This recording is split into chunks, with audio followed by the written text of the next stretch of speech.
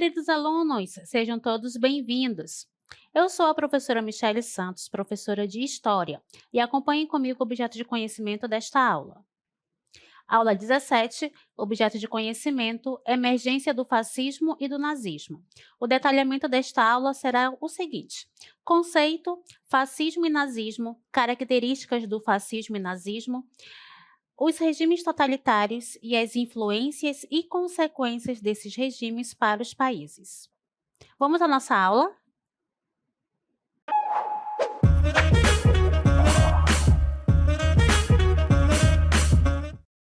Iniciando nossa aula, vamos falar sobre totalitarismo. E, para tanto, nós trouxemos aqui para vocês a imagem dos líderes que fazem referência a esse regime totalitário, certo? Temos aqui Stalin, Mussolini e Hitler, certo? Que são representantes de regimes totalitários. Mas, de fato, o que é totalitarismo? Bem, regimes totalitários são caracterizados por um alto grau de controle social e político exercido pelo Estado sobre a população.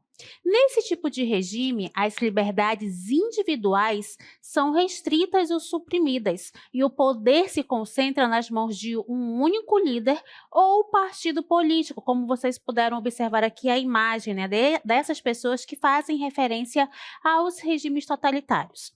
A ideologia oficial do regime é frequentemente imposta à sociedade e a oposição política é reprimida de forma severa. Então, esse, né, é o conceito de totalitarismo. Então, para ficar mais evidente, para fixar melhor, né, na memória de vocês, nós trouxemos algumas características dos regimes totalitários. No que tange às características do regime totalitário, nós temos a figura do líder, certo? O líder, ele vai ter ali a concentração do poder. E a primeira característica, né, desse regime, acompanhe comigo aqui no nosso esquema, né, é justamente o culto ao líder, né, em que a imagem do líder é onipresente e ele possui uma liderança nata. Geralmente, os líderes dos regimes totalitários, eles possuem uma eloquência, né, magnífica e conseguem convencer todas as pessoas de que o que ele está falando está certo e deve ser seguido pela maioria da população, certo? Ou, quiçá, né, por todas as pessoas daquele local, que vocês vão saber melhor no decorrer da aula. Outra característica desse sistema é justamente o nacionalismo, certo? O nacionalismo exacerbado, em que nós vamos observar a soberania da nação e a supremacia da raça ariana no contexto justamente ali dos nazistas, que defendiam a raça ariana como sendo a superior às demais raças. Lembrando, né, que essa nomenclatura raça não existe em relação à espécie humana, ok? Continuando, nós temos aqui o partido único. No totalitarismo não há a divergência política, apenas um único partido do qual no caso, o líder, né, daquele regime vai ser o chefe desse partido.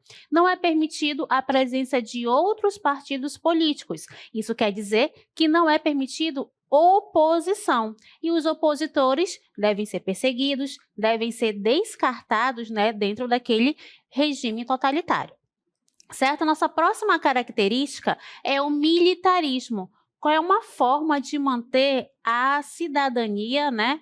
No caso ali, a população em alerta. Através do militarismo, eles vão conseguir manter a ordem, né? Que é uma das características principais desses regimes totalitários.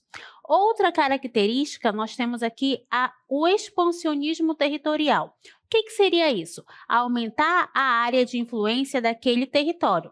Nós falamos aqui de 3 líderes, certo?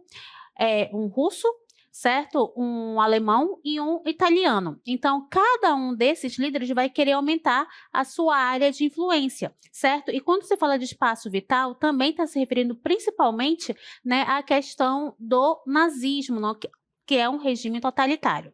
Outra característica também que nós temos, que é uma das mais importantes, né, faz referência à propaganda e à censura. Esse regime totalitário vai conseguir inculcar na mente das pessoas justamente a questão de que aquele regime que eles estão adotando, que eles estão praticando, é o correto e deve ser, né, defendido por toda a população. Então, nesse contexto, vamos observar o controle de massas através dessa propaganda e também, né, vai ser uma medida de proteger os interesses do Estado. Quando se fala de propaganda e censura, né, o Estado ele vai ter ali uma forte influência em todos os setores da sociedade, certo? Inclusive nas informações que serão veiculadas naquele território. Por isso que a censura, ela vai ser de extrema importância dentro desse contexto de regime totalitário. Até porque havendo, vamos dizer assim, esse crivo, né, para as informações que estão sendo propagadas no interior daquele estado, daquele país, melhor dizendo, vai ser mais difícil saber das barbaridades que o governo está tomando, ok? Então, essas são as características gerais dos regimes totalitários e vamos agora ao primeiro regime, que é justamente o fascismo. Para falar de fascismo, estamos aqui na frente do Coliseu.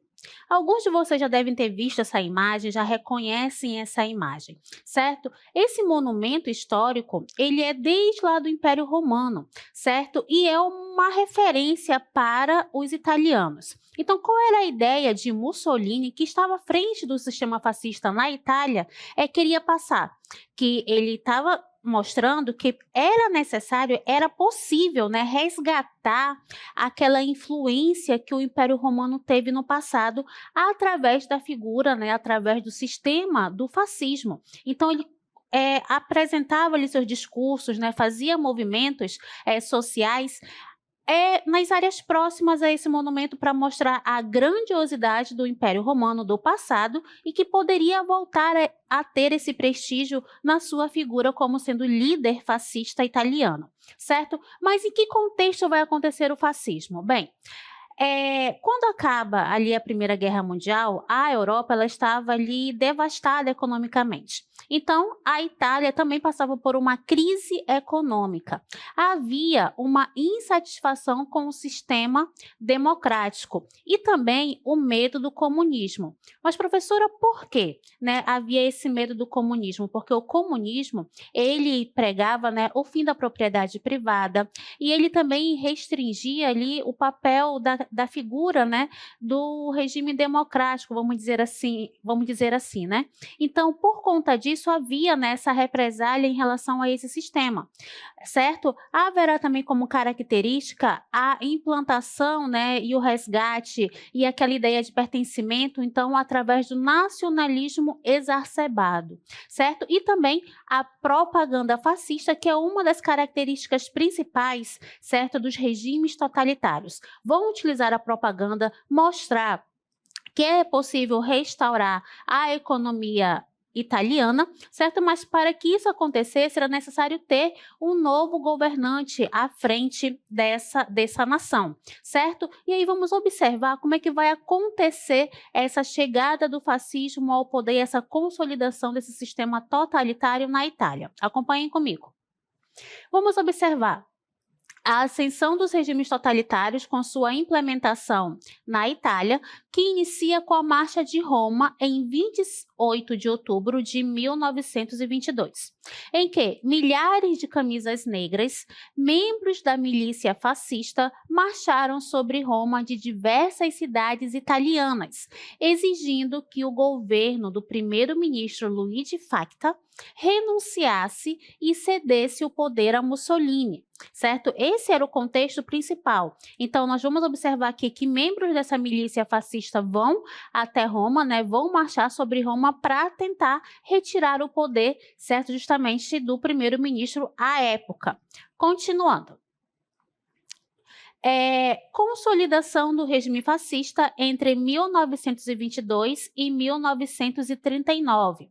Então, vamos observar a dissolução do parlamento e repressão da oposição, com o fim da liberdade de expressão, de imprensa e de associação, que faz ideia ali ao que nós chamamos de censura, certo? Vamos observar também a criação de uma polícia secreta, a Milícia Volontaria per la Sicurezza Nazionale, desculpa aí o meu italiano, tá, queridos? Eu tentei. Era responsável por intimidar e reprimir a população. Então, observem que está tendo medidas coercitivas em relação à população e aquelas pessoas que pudessem ser contra o sistema, né, deveriam ter ali a sua liberdade, né, reprimida, certo? Controle da mídia também era uma característica, né, para consolidar o fascismo, e eles vão utilizar justamente a propaganda, certo? Vamos observar o corporativismo. O que que isso significa? A intervenção do Estado na economia. Além disso, vamos também verificar a exaltação do nacionalismo e militarismo, em que nós vamos observar o culto à personalidade de Mussolini e a exaltação do militarismo e desejo de expansão territorial. Então, essas são as características, né, para a implementação do fascismo na Itália. Saindo do fascismo, vamos agora observar um outro sistema totalitário, que é justamente o nazismo. Certo, o nazismo ele vai acontecer na Alemanha. O seu principal representante é Adolf Hitler e também vai surgir nesse contexto de final da Primeira Guerra Mundial. Então, o que é o nazismo de fato, né? O nazismo ou nacionalsocialismo foi uma ideologia política totalitária que governou a Alemanha sob Adolf Hitler, né, e o Partido Nazista, certo? De 1933 a 1945. O nazismo teve um impacto devastador na história mundial e é um capítulo triste da história mundial, até porque nesse sistema totalitário houve, né, a morte de milhares de pessoas, né, de milhões de pessoas, houve a perseguição de várias pessoas, né, de grupos minoritários e também, né, houve muitas atrocidades, né, feitas e organizadas pelo Estado nazista. Mas precisamos estudar, precisamos compreender para que essas atrocidades elas não se repitam na história mundial, certo? Então vamos observar como é que vai acontecer, né, o início desse processo, desse sistema. Então, origens e contexto histórico. Vamos observar a crise pós-Primeira Guerra Mundial, com a instabilidade política. Lembrem que, quando acaba a Primeira Guerra, toda a Europa está desestabilizada economicamente. Isso favorece, né, uma devastação da economia e também um colapso, né, em relação às estruturas econômicas europeias. E também há o ressentimento contra o Tratado de Versalhes. Só para ficar fresco na memória de vocês. Final da Primeira Guerra tem a assinatura do Tratado de Versalhes em 1919, em que coloca ali medidas extremas aos alemães. Então, os alemães não poderiam ter um exército fortificado, não poderiam aumentar a sua área de influência, pelo contrário, a sua área de influência foi diminuída, tiveram que entregar diversas colônias aos países vencedores da Primeira Guerra Mundial, né? Não poderiam investir em armamento, não poderiam investir em tecnologia pesada. Então, esse tratado deixou a Alemanha completamente humilhada mundialmente. E os alemães vão ficar com esse ressentimento, certo? E através de um novo sistema político que vai ser adotado, vai haver esse resgate do nacionalismo e também a sede, infelizmente, de vingança para que, né, houvesse ali um novo confronto que vai culminar na Segunda Guerra Mundial. Então, vamos lá. Acompanhem comigo. Crescimento do Partido Nazista, ele foi fundado em 1920 e o objetivo era restaurar a grandeza alemã, reverter as humilhações impostas pelo Tratado de Versalhes, e seu líder era Adolf Hitler, um ex-soldado com habilidades de oratória. Certo? Aqui ao lado vocês estão observando a bandeira do Partido Nazista, né, que é representada pela suástica, certo? Então, vale lembrar, né, que a suástica, ela já era um símbolo utilizada por civilizações antigas, desde os maias, né, que são povos pré-colombianos, eles usavam essa imagem mais com um referencial, né, de que significando prosperidade. E de acordo com alguns estudos, de acordo da estrutura e da forma como a cruz ela é apresentada, ela pode abordar significados diferentes, como, por exemplo, prosperidade ou até mesmo, né, ligações com forças malévolas ou malignas, de acordo com alguns historiadores. Então, o que a ideologia nazista vai pregar? Vamos lá.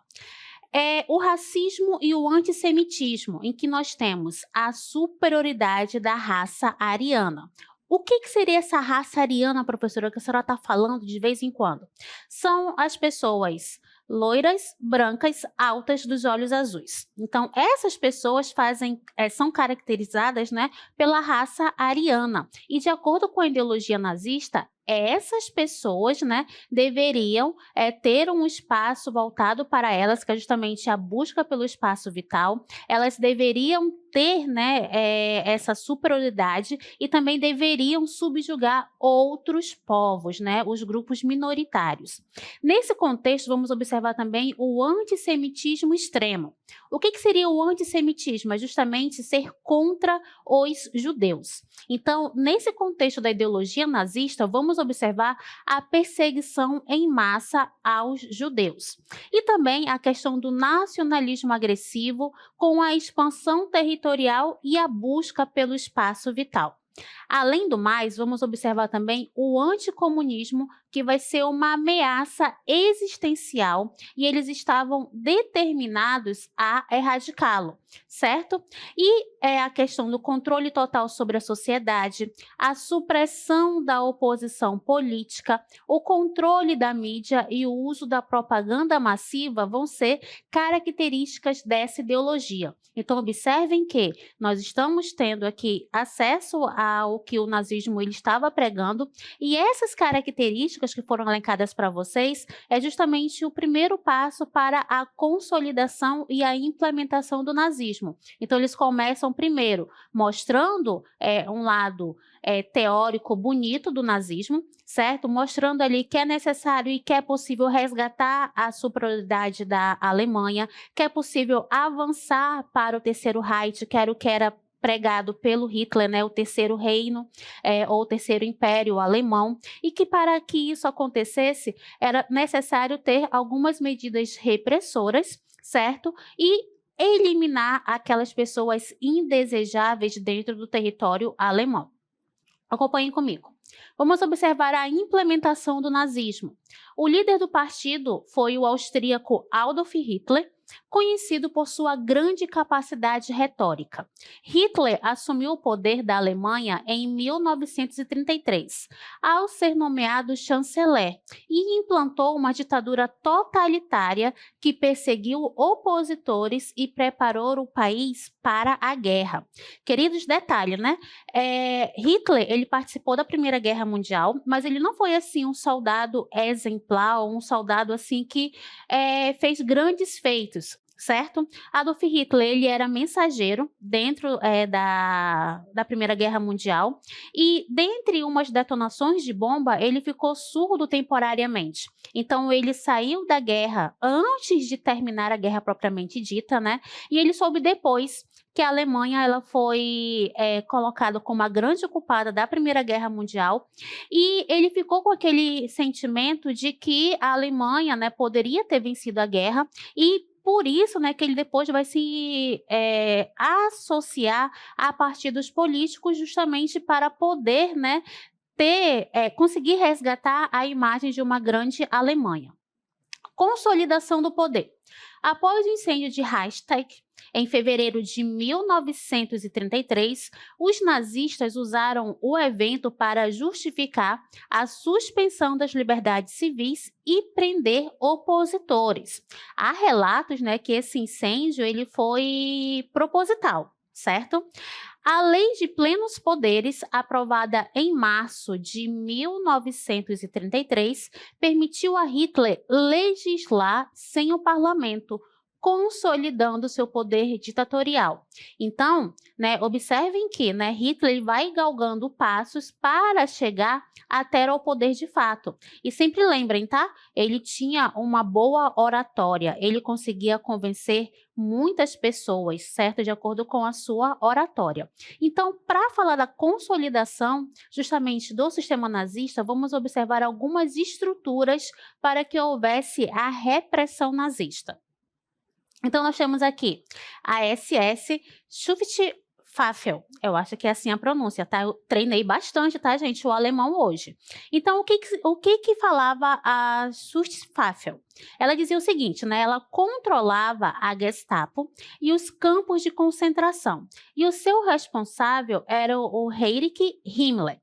A Gestapo, ou polícia secreta, tinha a função de eliminar a oposição ao regime nazista, e isso incluía comunistas, socialistas, liberais, democratas e qualquer um suspeito de atividades antinazistas, certo? E a SA, Sturmabteilung, eita, quase não sai, mas saiu. Conhecidos como camisas marrons, ou em alguns livros falam camisas pardas também, tá? Foram a força paramilitar original do Partido Nazista. Elas desempenharam um papel crucial na intimidação e violência contra opositores políticos nos primeiros anos do regime nazista. Então, esses três sistemas, né, essas três estruturas, serviam justamente para perseguir os opositores e consolidar o poder nazista dentro da Alemanha, certo? Então, vamos lá. Políticas do regime nazista, né? Quais eram os métodos de repressão? Dentre eles, né, um dos mais poderosos que existia era justamente os campos de concentração. Eram prisões onde eram aplicados trabalhos forçados, torturas e execuções. Aqui na imagem vocês estão vendo o campo de concentração de Auschwitz. Esse campo, né, houve, melhor dizendo, 2 campos de concentração com esse mesmo nome, e ele teve, em seu interior, houve a morte de muitos, mas muitos judeus dentro desses territórios, tá? Dentro dessas áreas de campo de concentração. O outro sistema, né, o outro método de repressão é a propaganda e censura. A propaganda nazista promovia a ideologia do regime e censurava qualquer crítica ou informação contrária, e foi liderado por Joseph Goebbels. As leis de Nuremberg de 1935, o que diziam essas leis? Retiravam a cidadania dos judeus e proibiram casamentos mistos. E também vamos observar a noite dos longos punhais. O que dizia, né? O que aconteceu nessa noite? Expulsão de líderes das SA e outros opositores internos para consolidar o poder de Hitler. Mas, professora, a SA não era uma forma de estrutura, né, de controle dos nazistas? Sim, só que no decorrer do tempo houve um conflito de poder, certo? Então, o que eles estavam querendo, né? A SA, ela queria substituir o exército regular da Alemanha e queria ter maior influência política. Quando Hitler viu essa mudança de postura da SA, ele viu também que ele poderia perder apoio e controle dentro do sistema nazista. E uma das questões que o Hitler falava, né, e pregava, todos os opositores devem ser exterminados. E foi isso que aconteceu na noite dos longos punhais. Certo? As políticas do regime nazista, né, alvos de repressão. Quem eram? Temos aqui opositores políticos, comunistas, socialistas, democratas e outros opositores, os judeus, que foram sistematicamente perseguidos, excluídos da vida pública, forçados a viver em guetos, ou seja, em áreas afastadas, né, da cidade, e finalmente deportados para campos de extermínio durante o Holocausto, né, que é justamente o período em que houve a morte de milhares de judeus. Grupos minoritários também eram perseguidos, como ciganos, homossexuais, deficientes físicos e mentais, além dos testemunhas de Jeová e outros considerados indesejados pelo regime, certo? Então, todos esses grupos que estão representados nas imagens que vocês podem acompanhar aí ao lado, fazem referência às pessoas, né, aos grupos que eram perseguidos no sistema nazista. E quais foram os resultados e consequências do nazismo? Holocausto, certo? O genocídio, que foi sistemático de 6 milhões, Holocausto, genocídio sistemático de 6 milhões de judeus durante a Segunda Guerra Mundial. Houve a destruição social e cultural, com a aniquilação de comunidades inteiras e promovendo um clima de medo e desconfiança. Então, houve a questão de identificação dos judeus com uma estrela amarela em seu peito. Havia, né, a destruição das casas e das empresas, né, judias, porque os alemães acreditavam que a causa de todas as desgraças ocasionadas na Alemanha era por conta dos judeus, certo? Mudando agora do nazismo, vamos para o stalinismo. E trouxemos aqui as figuras que fazem referência ao stalinismo, né? Stalin, Trotsky e Lenin, né, são pessoas ali ligadas ao momento ali da Revolução Russa, que culminou e vai também favorecer futuramente justamente a implantação de um regime totalitário através do stalinismo. Mas o que foi o stalinismo? Controle político absoluto, com repressão brutal e culto à personalidade em torno de Stalin. Stalin vai manobrar e eliminar seus rivais e consolidar seu poder em 1927. E ele vai dominar a União Soviética de 1927 até a sua morte, né, em 1953, certo? E quais são as características do stalinismo? Acompanhem comigo. Totalitarismo, culto à personalidade, propaganda intensa e repressão da dissidência para manter o controle. Além disso, ele pregava a economia planificada, controle centralizado da economia pelo Estado, repressão política, prisões arbitrárias, execuções em massa com os gulags, que eram campos de trabalho forçado, e expurgos políticos, além de tudo isso, né, a questão do militarismo, certo? E quais serão os impactos do stalinismo? Começando com a industrialização, a transformação da União Soviética em uma grande potência mundial, potência industrial, fome com Holodomor, coletivização forçada da agricultura na Ucrânia. A Ucrânia era o grande celeiro ali da União Soviética, certo? Então, quem conseguisse controlar a Ucrânia teria alimento garantido. No início dos anos de 1930, que vai resultar em uma fome devastadora que vai matar milhões de pessoas. Tudo isso também vai ocasionar grandes expurgos, com a perseguição política, com terror e repressão, clima de medo e repressão constante, com a população vivendo sob a constante ameaça da polícia secreta e da violência arbitrária. Então, esse é o contexto do stalinismo, e nós trouxemos aqui uma animação, um vídeo, que vai mostrar como é que funcionavam os gulags. Acompanhem comigo. Gulag era o nome da Direção-Geral dos Campos de Trabalho na União Soviética. Já existiam campos de trabalhos forçados na Rússia Imperial, mas foi a partir da década de 1930 que se generalizaram devido às medidas levadas a cabo por Stalin. O objetivo deste sistema penal era neutralizar os inimigos do regime, intimidar a população e fornecer à União Soviética mão de obra barata.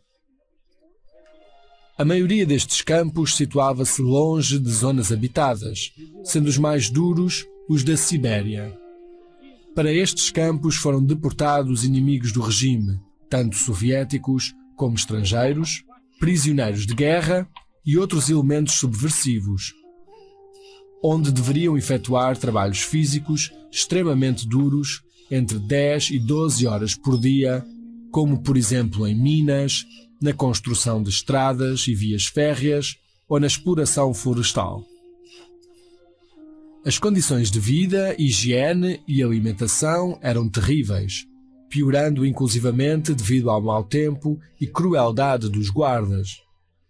Segundo as fontes disponíveis, aproximadamente 20 milhões de pessoas perderam a vida nestes campos soviéticos. Um dos prisioneiros mais famosos foi o professor de matemática Alexander Solzhenitsyn, que após a sua libertação escreveu livros sobre estes campos de trabalho. Em 1970 foi galardoado com o Prémio Nobel da Literatura. Após a morte de Stalin em 1953, o sistema tornou-se menos rigoroso, mas só em 1960 o Gulag foi oficialmente suprimido. Ainda assim, a intimidação política à população soviética prolongou-se pelas décadas seguintes. Então, vocês acompanharam aí a composição, né, e a estrutura dos gulags, que pode ser associado aos campos de concentrações nazistas, certo? Então, quais as consequências dos regimes totalitários em seus respectivos países? Olhem só. Mortes em massa e sofrimento humano. Vocês acompanharam aí que houve a perseguição de opositores políticos, de grupos minoritários, de grupos que tinham religiões diferentes, né, daquelas pessoas que estavam no poder, destruição física e econômica, violações dos direitos humanos com experimentos humanos feitos dentro dos campos de concentrações e também traumas psicológicos e sociais. Todas essas situações mostram a atrocidade feita pelos regimes totalitários, certo? Tanto na Itália, quanto na Alemanha, quanto na União Soviética. Então, esta aula serve para a nossa reflexão, certo? Observar como é que está o andamento da nossa política para que não caminhe novamente para esse ato, né, de atrocidade que já ocorreu na nossa história. Então, este foi a nossa aula, né, sobre regimes totalitários. Espero que vocês tenham compreendido e até a próxima.